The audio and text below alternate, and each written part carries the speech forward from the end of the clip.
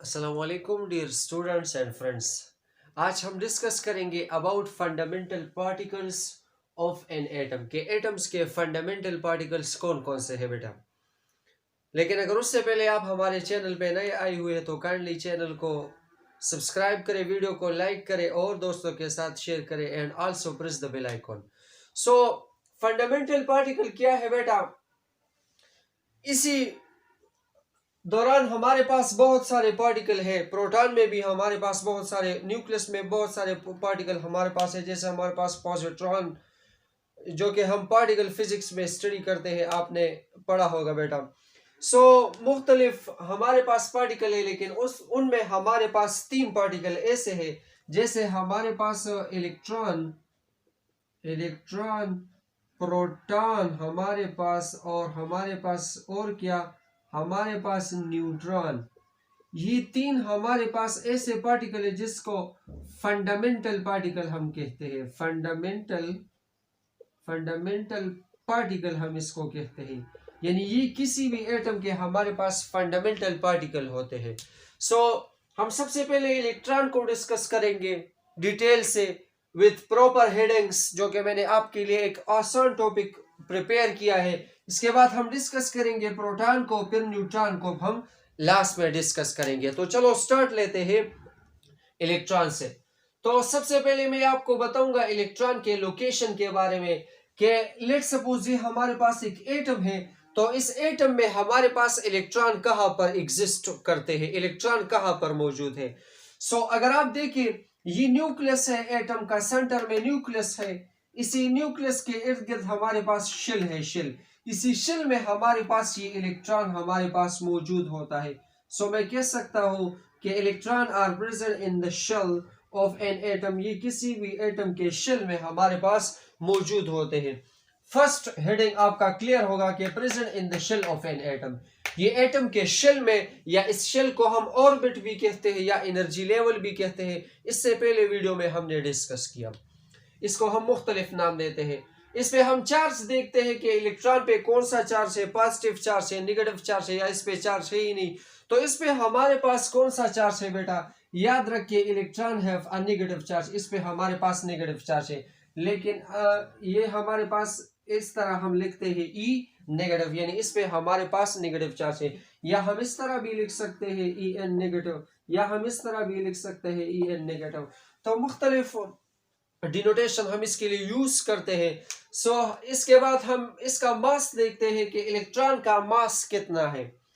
अगर हम एएमयू में इसका मास ले ले, एएमयू क्या है हमारे पास, एटॉमिक मास यूनिट है। तो इसमें अगर हम मास ले ले तो वो हमारे पास है 0.00548597 एएमयू। ये इसका एटॉमिक मास है, लेकिन एएमयू में। अगर हम इसके मास को, इलेक्ट्रॉन के मास को केजी में ले, तो हमारे पास केजी में इसका मास हमारे पास कितना है, 9.11 multiplied to the power -31 kg इसका हमारे पास मास है। ये थ्री हेडिंग आपका क्लियर होगा। अब हमारे पास इस पे तो चार्ज कौन सा है, नेगेटिव, लेकिन वो चार्ज कितना है। आपसे लोग क्वेश्चन करेंगे कि इलेक्ट्रॉन पे तो चलो आपने एक्सप्लेन किया कि इस पे नेगेटिव चार्ज है, अब वो चार्ज कितना है। हमारे पास वो चार्ज कितना है बेटा, 1.6022 multiplied to the power -19 coulomb. Coulomb known as the Coulomb, जिन्होंने हमारे पास एक लॉ भी प्रपोज किया था, known as the Coulomb law. आपने फिजिक्स में पढ़ा होगा, जो कि चार्ज के मुताबिक है। इसका मास हमारे पास कितना है बेटा, इलेक्ट्रॉन का, चार्ज कितना है, 1.6022 multiplied to the power -19 coulomb इसका चार्ज है। ये इलेक्ट्रॉन इसी शेल में रिवॉल्व होते हैं, इसी तरह चक्कर लगाते हैं इसी न्यूक्लियस के इर्द गिर्द शेल में। मैं कह सकता हूं कि electrons are revolving around the nucleus in a fix circular path. ये हमारे पास एक फिक्स सर्कुलर पाथ, जिसको हम शेल कहते हैं, ऑर्बिट कहते हैं, या एनर्जी लेवल कहते हैं। ये हमारे पास इसी तरह इसमें रिवॉल्व होते हैं। अब यहाँ पर जिस तरह मैंने इसी इलेक्ट्रॉन को विद प्रॉपर हेडिंग एक्सप्लेन किया, प्रोटॉन को भी बिल्कुल सेम हेडिंग्स के थ्रू एक्सप्लेन करूंगा, ताकि आपके लिए इस टॉपिक को लर्न करना आसान हो। अगर आप पेपर में इस तरह प्रेजेंटेशन करेंगे तो इंशाल्लाह आपको फुल मार्क्स इंशाल्लाह मिलेंगे। प्रोटॉन हमारे पास क्या है, सबसे पहले जिस तरह हमने इसके लोकेशन के बारे में पढ़ा कि इलेक्ट्रॉन हमारे पास न्यूक्लियस में कहां पर मौजूद होते हैं, शेल में।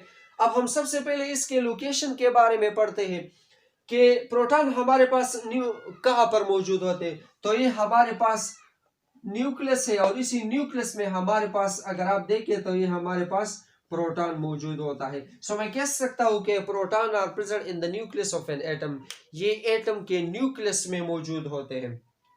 अब जिस तरह हमने यहाँ पर इस पे चार्ज पढ़ा कि इस पे नेगेटिव चार्ज था, तो बिल्कुल यहाँ पर भी हम पढ़ेंगे कि इस पे कौन सा चार्ज है। तो याद रखिए इस पे हमारे पास बेटा पॉजिटिव चार्ज है, यानी इस पे हमारे पास बेटा पॉजिटिव चार्ज है। अगर हम जिस तरह हमने इसी इलेक्ट्रॉन का मास देखा, बिल्कुल अगर हम इसी तरह प्रोटॉन का मास देखें तो वो हमारे पास बनता है 1.0072766 AMU इसका मास बनता है, ये AMU में। अगर यहाँ पर जिस तरह हमने दोबारा केजी में देखा, अगर हम यहाँ पर भी केजी में देखें तो हमारे पास है 1.6726 मल्टीप्लाई 10⁻⁻27 kg इसका हमारे पास मास बनता है। अब जिस तरह हमने यहाँ पर पढ़ा कि इलेक्ट्रॉन पे चार्ज कितना है, तो हम यहाँ पर भी पढ़ेंगे कि इलेक्ट्रॉन पे तो चलो आपने पढ़ लिया कि पॉजिटिव चार्ज है, लेकिन इस पे पॉजिटिव चार्ज कितना है, तो हमारे पास वो है 1.6022 मल्टीप्लाई 10⁻⁻19 कूलम, ठीक है ना। अब याद रखिए ये प्रोटॉन हमारे पास इलेक्ट्रॉन से हेवियर होते हैं। आपसे लोग क्वेश्चन करेंगे कि चलो ये तो आपने बता दिया कि proton are heavier than the electron, कितना टाइम इससे हेवियर होगा, ये क्वेश्चन आपसे लोग करेंगे। सो याद रखिए हमारे पास ये जो प्रोटॉन होते हैं ये इलेक्ट्रॉन से 1837 टाइम्स ये हमारे पास हेवियर होते हैं इलेक्ट्रॉन से। सो एमसीक्यूज भी बन सकता है, ये हमारे पास एमसीक्यूज भी बन सकता है बेटा, याद रखिए, या कोई आपसे क्वेश्चन कर सकता है बेटा। न्यूट्रॉन, इसके बाद हम न्यूट्रॉन के बारे में पढ़ते हैं। जिस तरह हमने इसके लोकेशन के बारे में पढ़ा, सो हम यहाँ पर भी इसके लोकेशन के बारे में पढ़ते हैं। तो ये हमारे पास देखिए तो ये हमारे पास न्यूक्लियस में एग्जिस्ट करते हैं, ये हमारे पास न्यूक्लियस में मौजूद होते हैं। अगर हम देखें तो न्यूट्रॉन को हम न्यूट्रॉन किस वजह से कहते हैं, it is called the neutron because it is the neutral particle, ये हमारे पास न्यूट्रल पार्टिकल है बेटा, इस पे हमारे पास कोई चार्ज नहीं होता। प्रोटॉन पे हमारे पास कौन सा चार्ज था, पॉजिटिव। इलेक्ट्रॉन पे हमारे पास कौन सा चार्ज था, नेगेटिव। लेकिन न्यूट्रॉन पे हमारे पास कोई चार्ज नहीं है बेटा। सो जब इसका इस पे चार्ज नहीं तो इसका चार्ज और न्यूट्रॉन भी नहीं होगा, क्योंकि इस पे चार्ज नहीं है। लेकिन इसका मास कितना है, मास याद रखिए, मास अगर हम AMU में ले लें तो हमारे पास इसका मास बनता है 1.00865 AMU, इसका हमारे पास मास बनता है। अगर हम इसी तरह केजी में ले तो केजी में इसका मास बनता है 1.6749 मल्टीप्लाई 10⁻⁻27 kg इसका मास बनता है।